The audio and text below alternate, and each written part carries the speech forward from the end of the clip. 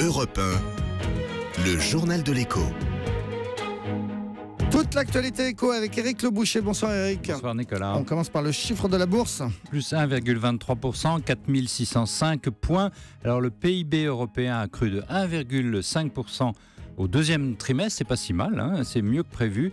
Et donc les boursiers veulent croire à une reprise. Par ailleurs, Wall Street est en hausse. C'est ça qu'on pense, les mauvaises nouvelles venues de Chine. Les mauvaises nouvelles venues de Chine, c'est la chute des importations qui montre que l'économie chinoise est toujours très ralentie. Voilà, moins 14% pour les importations, moins 6% aussi pour les exportations. Ces deux chiffres montrent que les difficultés des moteurs de la croissance chinoise, on en a parlé souvent, on en reparlera hélas souvent. La personnalité du jour. Margrethe Vestager, qui est la commissaire à la concurrence européenne, bien sûr, elle a donné son feu vert à la reprise d'Alstom par General Electric, moyennant quelques sessions au bout de 6 mois d'examen.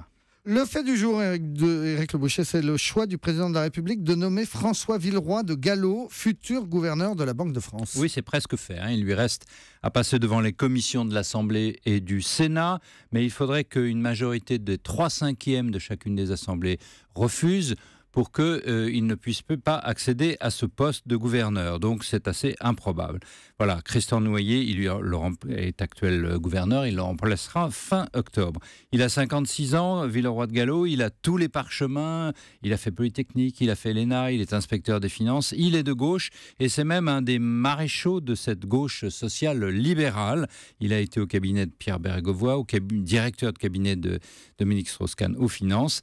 Alors il connaît bien la haute fonction publique, il était directeur général des impôts, mais aussi la fonction privée au sein du groupe BNP Paribas, où il a été de 2003 jusqu'en 2015. Et c'est peut-être là qu'il y a un hic, puisque certains s'émeuvent de la nomination d'un dirigeant de la BNP comme gouverneur de la Banque de France. Oui, mais franchement, il faudrait bien qu'en France, on arrive à considérer que le poste de haut fonctionnaire puisse être occupé par quelqu'un qui a été faire un tour dans le privé. La France a vraiment besoin de ça. Par ailleurs, Villeroy de Galhau est catholique engagé, il a une éthique très, très affichée, il a volontairement, par exemple, je vous le dis, limité son salaire à la BNP. Bonne nouvelle. Dites-moi, Éric Le Boucher, à quoi sert un gouverneur de la Banque de France, puisqu'on sait que la politique monétaire, maintenant, est dirigée depuis Francfort, depuis le siège de la Banque Centrale Européenne? Oui, c'est une bonne question. En effet, un gouverneur de la Banque de France ne sert qu'être dépendant du grand gouverneur, du président de la Banque Centrale Européenne. Bon, mais il a quand même deux rôles. Un, c'est de participer à l'élaboration de la politique monétaire, puisque comme gouverneur, il siège au Conseil des gouverneurs, auprès du directoire de la banque, et où on retrouve d'ailleurs un autre Français, Benoît Cœuré, excellent, qui aurait pu succéder lui aussi à Christian Noyer.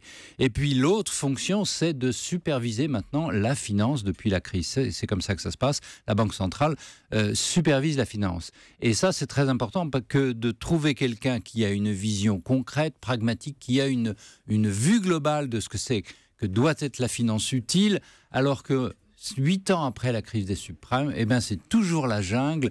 On ne sait toujours pas contrôler cette finance. Elle fait toujours ce qu'elle veut. Elle se paye autant qu'elle veut, etc. Donc, on a vraiment besoin de quelqu'un comme François Villeroy de Galhau. Merci beaucoup et à demain, Éric Le Boucher.